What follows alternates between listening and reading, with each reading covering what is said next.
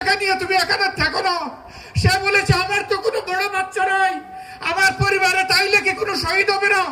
আমি এই বাচ্চা নিয়ে শহীদ হওয়ার জন্য এখানে এসেছি। আমি আমার এবং আমার বাচ্চার শাহাদাতের বিনিময়ে জাতি মুক্ত হয়েছে, স্বাধীন হয়েছে, আমি দেখতে চাই। আল্লাহু আকবার, আল্লাহু আকবার।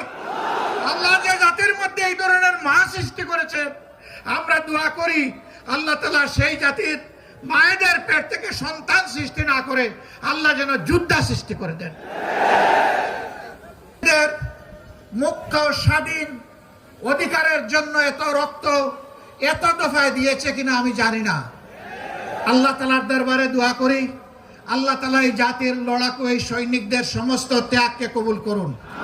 সমান তালে যুদ্ধ করেছে নারীরা, পুরুষরা, যুদ্ধ করেছে 1.5 মাসের শিশুরা। 24 তারিখ যে